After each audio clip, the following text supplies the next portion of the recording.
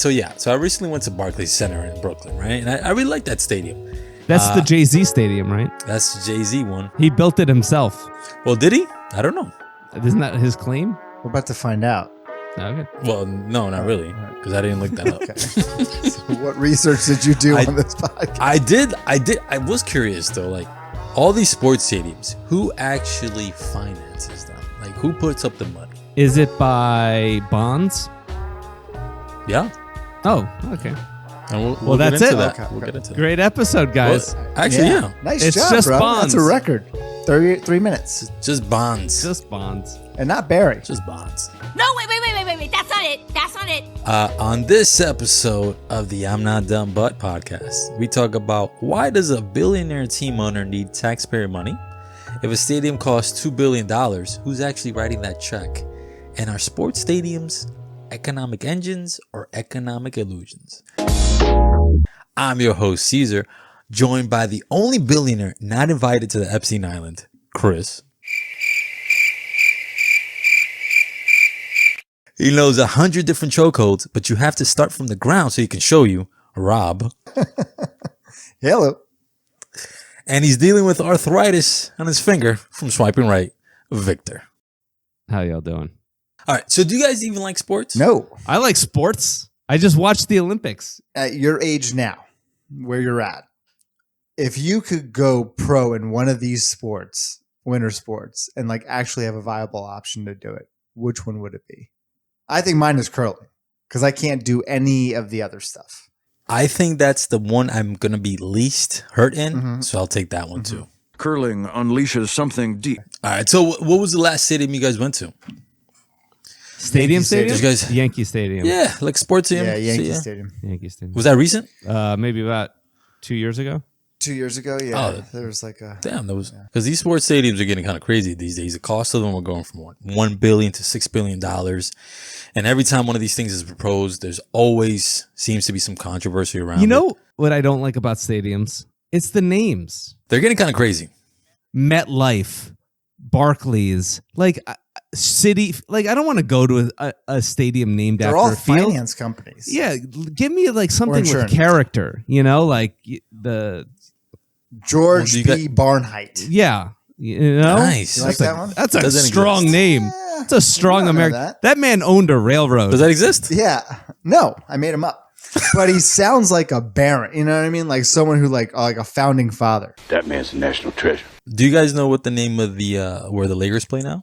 It was a Staples. Yeah, Center. wasn't it? Do you The know- Staples? yeah, it was a Staples Centers. And do you know what the name It's of it not is the now? Staples Center anymore.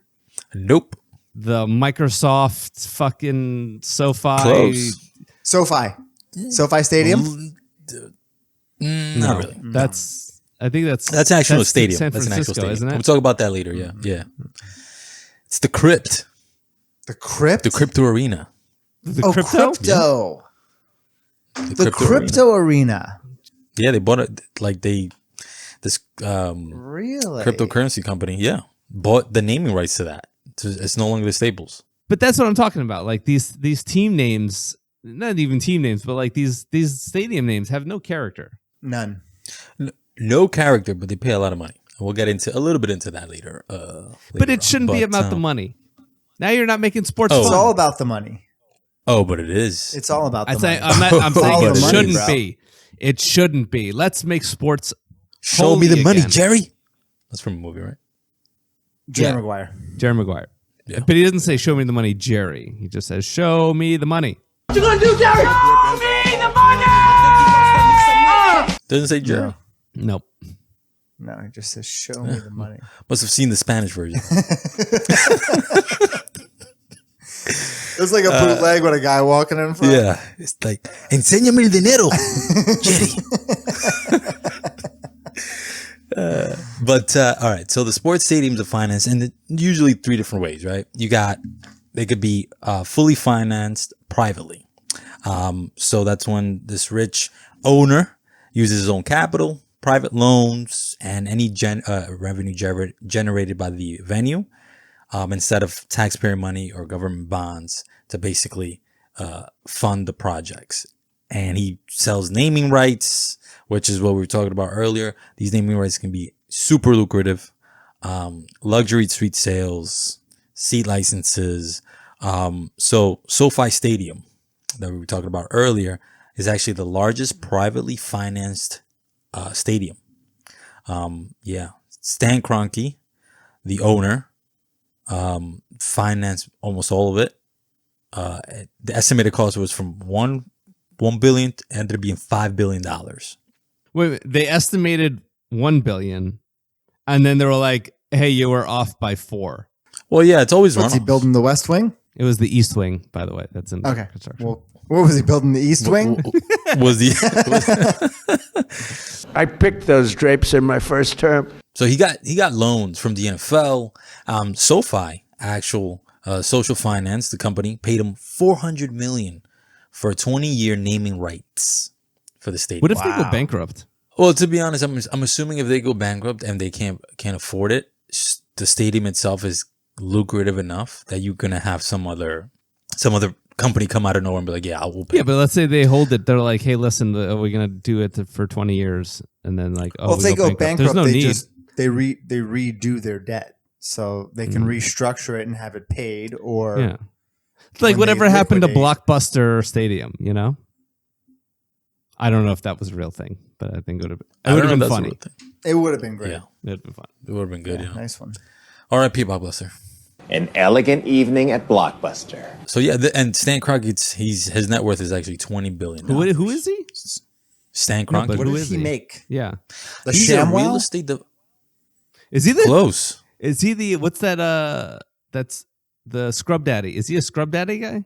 Scrub Daddy's good. I get the Scrub Mommy because, we're feminism. Another way is you could use public financing, taxpayer money, and this is when the local governments use sales tax, hotel taxes, car rental taxes, and bonds to basically pay for the building of these stadiums. Crazy. Listen to this. Did you guys know about the Las Vegas Raiders, right? Yeah. The NFL team? Mm-hmm. They were in Los Angeles. They moved to Las They're Vegas. Yeah, the Oakland Raiders. Yeah. Not that Oakland is not Los Angeles. My bad. Oakland Raiders. Oakland Raiders moved to LA and then back to Oakland. So in 2016, the Nevada legislature approved $750 million in public funds to build the Allegiant Stadium, the new home for the Raiders. At the time, it was the largest public contribution to a sports stadium in American history.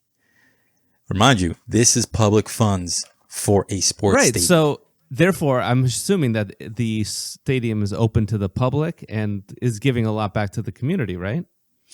Oh, you assume right.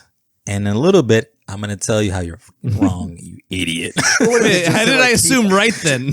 It's just what, to keep unemployment down? Is that what it is? How many jobs would you actually create, though? I mean, there's a lot of those hot dog stands everywhere, so that's 5 times 6. Because technically, you could just go out of. And that's just on floor 1, and there's like 2 floors. So Well, you got a Nathan's in there, and then you got at least one Shake Shack, and then Definitely all Shake those Shack. was those gelato, the cheese premio Nancy the premio sausage premium fucking sauce. pe- Yeah, those premium those sausage kill guys it. everywhere. Those kill it. Premium sausage, blended to perfection. So we only have 2. We have either public or private. So we have 3. So we have the private, which I was talking about with the SoFi Stadium. We have the public financing, and then we have like a mix between public and private partnership. The legislator approved $750 million, right? But the cost to taxpayers is going to be about over $1 billion. That's a lot of money. And the way they thought they're going to recoup that is by increasing the hotel tax. So who owns? They're privately owned. Yeah, exactly. So who owns Allegiant Stadium? So it depends, right? So when you have a public-private partnership, let's say that the local government owns it, and then it leases it out to the team. Is that like Bill Stadium? Well, kind of, yeah. It is. It's kind of the same because Bill Stadium, it's projected to be from $1.4 billion to about $2 billion, and it's going to be funded through this public-private partnership. But $850 million of that is going to be provided by public funds. Well, hold on, let me go back to my point. Like, who owns the stadium? The municipality. Okay, so who are these people that built it? Is it the people that own the Raiders? Yeah. Okay, who are they? The Las Vegas. I forgot his name. Mark Davis and his mother. Davis. Yeah, the Davis. The family. Davis family. So what are they worth? Because maybe they're poor. Maybe This they're guy's haircut is amazing. Yeah. maybe Really, they're down I on think- their luck. You know, like, and they're like, man, we really need. Oh, they're worth $2.5 billion. I'm in New Zealand with my own private army, rich. Lightweight. What can you do with? That's like a poor billionaire. You know, That's a poor you billionaire. can't build right? a stadium with $2.5 billion. That's why he's got to go can't buy- public-private. That's why he You buy a needs to yacht funnel with a- money from the state. Obviously, You have to. Oh, God, our money. This is where things get super interesting, right? So we just talked about the Bills. We talked about Legion Stadium, that governing bodies own the stadium, and it's just being leased by the team, right? So imagine you're a city mayor. Imagine you're Mom Downey for a second. We're all Mom Downey. Everyone's Mom Downey. Billionaire NFL owner walks into your office and he's like, listen, man, I need a new state-of-the-art stadium. It's only going to cost $2 billion. that sounds like a deal. Right? He's just like, don't worry about the cost. The building is going to be a gold mine. Between the ticket sales, the naming rights, we're going to charge $20 for beers. The stadium is going to generate more money to pay off any construction loans, right? The owner's like, man, the stadium pays for itself. The fans get a new home. The taxpayers don't have to pay a dime, except there's a small little federal catch that the owner forgets to mention, because there's a little glitch in the US tax code. If your city wants the cheapest interest rates to build a stadium, the stadium itself is legally forbidden from paying for itself. Wait, what? I don't understand. I'm not following at all. To understand this, we have to take a little look at the Tax Reform Act of 1986. He has it here in this old book from 1986. So Congress was trying to do something noble for the people, right? They wanted to stop wealthy team owners from using these municipal bonds, which are tax exempt, low interest loans.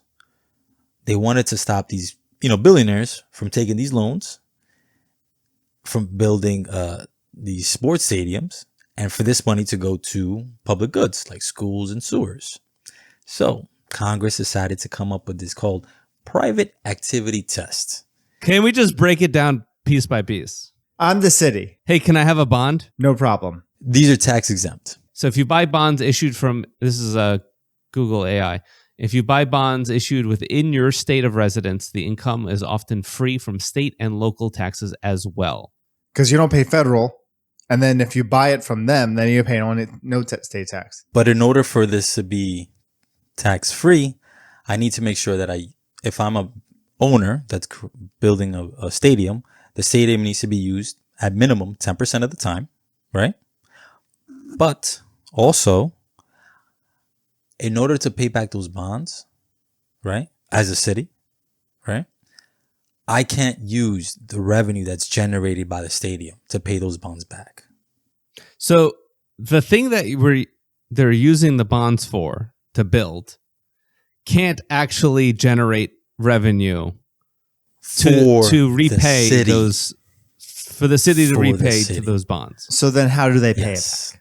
They jack up taxes. They jack up other things that the IRS considers taxable. Again, why is this law in this law sounds like it's just to fuck the taxpayers. It was a loophole that just has become exploited. But so what are they jacking the taxes up on? Like the premium sausages or the hotels in the area? It's not anything inside the stadium. Because the way I would think of it is if I didn't want to screw my local people, I would want to charge taxes on things that tourists would come to, like other counties would come to. So hotels, because tourists will stay at hotels and the local people will buy beers and pretzels and whatever, but they'll go to their home.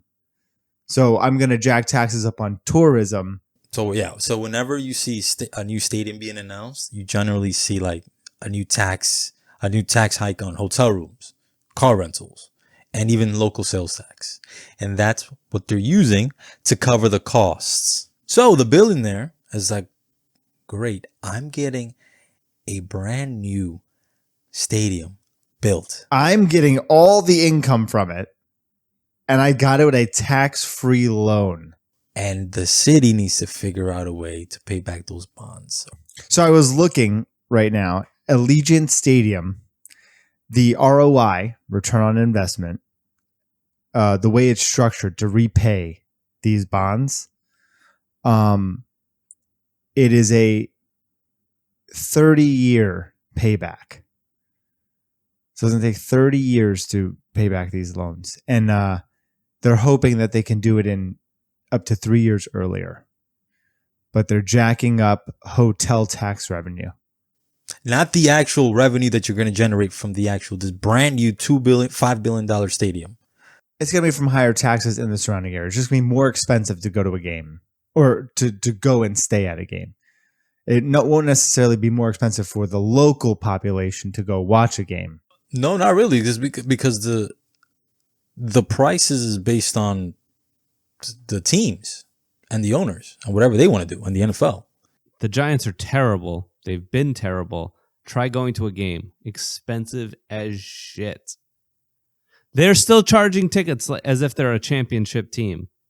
They are not. Look at Madison Square Garden and the Knicks. They have not been good, barring the past couple of years, for a very, very, very long time. And it's packed.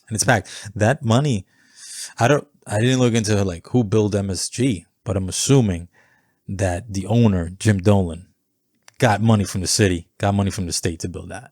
You guys got bread. There's a lot of bread, a lot of Olive Garden bread. Has he been to the island?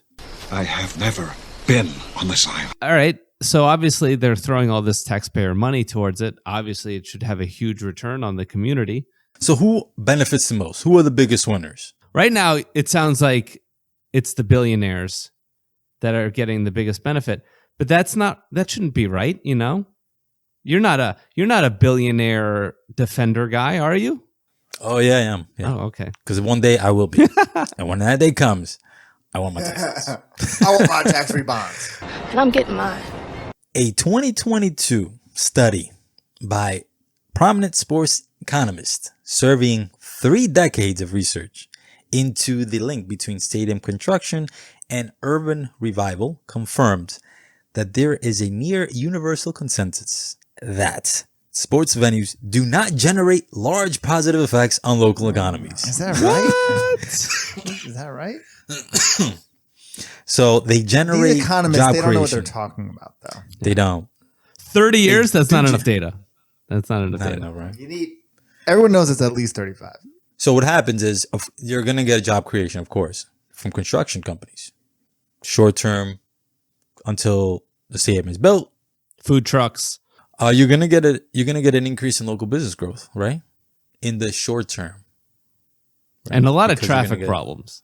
Because construction sites, they just take up all the thing. They put fences everywhere. Then you got to take a detour. It's a mess. Always traffic. Always traffic. In the long term, like after the construction is over, what's left behind? You have small businesses, right? In Yankee Stadium, you have small businesses surrounding Yankee Stadium that the bars, PC Richards and Sons. they no longer exist. What do you If mean? you ever buy anything from them, it's incredibly expensive. Is it? Oh, I thought they God. went bankrupt. No. They No, I they went still to go get sponsor. an They still AC sponsor from the them. Yankees. I haven't seen the Yeah, Yankee. key the whistle. Key the whistle. Yeah, they do the appliances.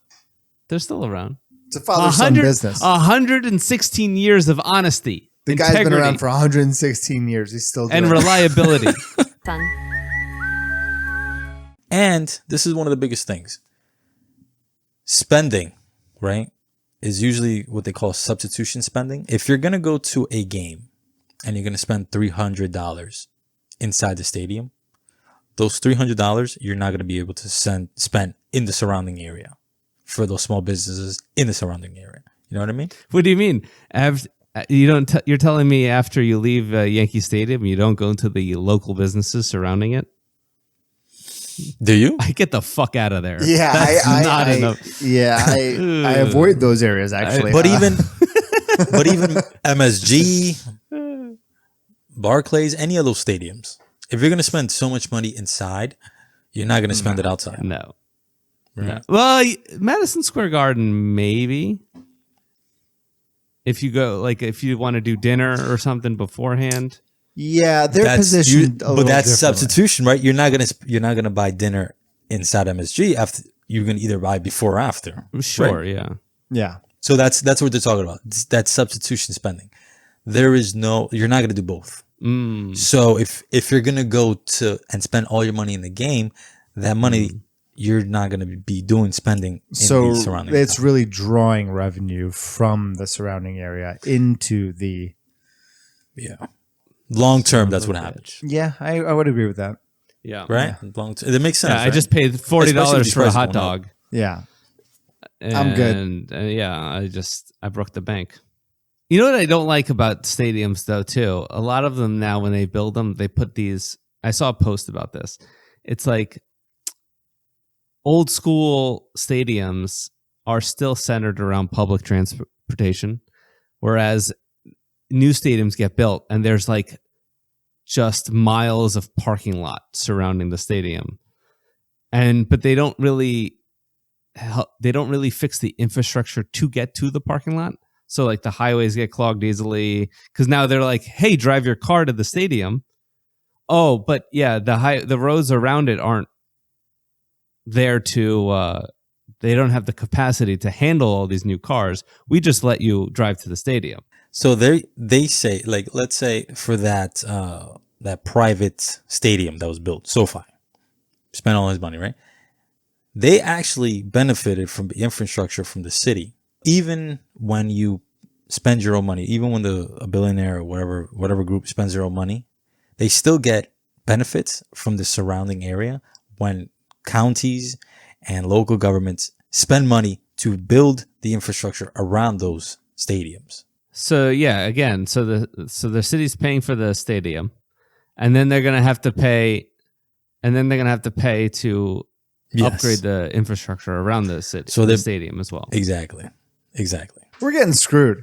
Like your infrastructure around the stadium is getting built. Yes, people are going to use it day to day, but a lot of the benefits is going to go to the stadium and the stadium owners.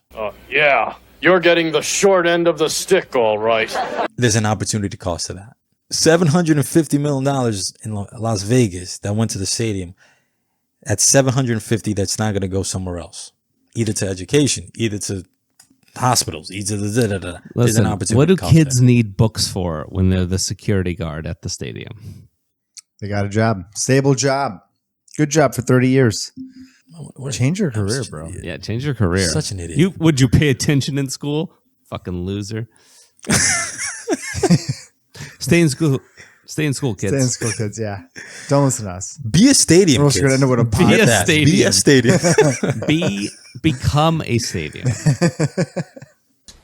Whoa, dream big. The best part about it is like a lot of these stadiums now, I don't know if you're seeing them, they're becoming like these anchors where it's not just a stadium, it's like a real estate development where it's a mall, the stadium, stores. They need stores, restaurants. Yes. All of which drives up revenue for real estate developers and eventually the teams and eventually the billionaire owners. So why? I asked myself, so then why continue to do it? Because like this information is readily available to not just politicians, but to everybody else. So then why continue to do it? What do you guys think? Sports. We need hope. That's it. We need sports. Have you seen the Bills Mafia? Those are fucking fanatics. Yeah. At no point for any team that I've ever supported, I've wanted to throw myself through a fucking table. No. Realistically, I think that's it, right? That is the driving force behind all this. If you're a politician, do you really want to be known? Because so this is what owners do. This is apparently their playbook. They hint that they want a new stadium.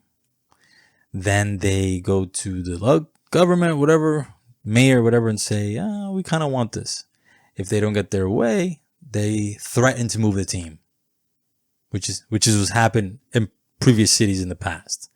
So do you really want to be a mayor and lose your Yankees to somewhere else? How has Oakland reacted to the loss of the Raiders? That I'm not sure.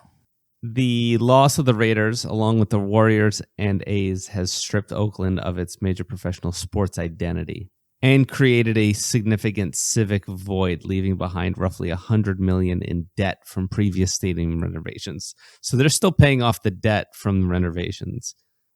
Oh my God. Talk about fraud, waste, and abuse. You got 30 to 50 years of worth of economic data that says this ain't good for public finance. Highlight stadiums. That's what we got to get into. Pickleball. Those are huge. Those are blowing up yeah. everywhere. Yeah, we're gonna tear down the U.S. Open. I forgot what it's called. Yeah. And then we're gonna just build pickleball courts everywhere. Arthur Ashe Stadium. We're gonna knock it down and make a pickleball court. What the fuck is pickleball? So, Rob, man, should taxpayers ever fund stadiums? What are your thoughts, man? The way you're explaining it to me, no. It is a lose-lose situation. However, if we're going to pay taxes on something, might as well pay for the local's identity, right? I mean, I think people are just so tied to their sports and their teams and who they represent and what it brings to them that they're either going to pay taxes and keep that or potentially lose it. So it's just one of those things that's probably ingrained in society. Not me, I could care less about my local sports teams, but I think there's a lot of fanatics and there's a lot of people there's a lot of pressure behind that. So but monetarily, no, it doesn't make any sense. And it definitely sounds like a deal the government would make. So we are going to do it. Victor, what about you, man? I agree with Rob in certain aspects of this. How much does your loyalty cost? How much does the earth cost? How much does the earth cost? I'm looking at you, Caesar, wearing your Yankees cap. And imagine living in a state where there was no Yankees, there was no Mets, there was no Knicks, there was no Giants, there was no Jets. We just had nothing. And the closest team was the Patriots or the Eagles or the Bills. It's part of us, right? And we love having it there. So now, do we pay for it? Yeah. Does it give us benefits? Maybe not in the economical sense. Maybe not in the maybe that doesn't help businesses out. But it's something that we do enjoy and that does resonate with us. So again, I think they should probably do some reforms and make sure that close loopholes and whatever, so we can maybe benefit a little bit more from it. But it is what it is. It is what it is. And we're often told that billion-dollar stadiums are economic engines that pay for themselves. But we've seen the math ain't mathin'. Because of tax loopholes, these projects aren't investments, they're luxuries. So in the world of stadium finance, the owners get the profits, the players get the salaries, and the taxpayers gets the bill. So if you enjoyed today's show, hit that follow button and spread the word of this amazing podcast you've discovered.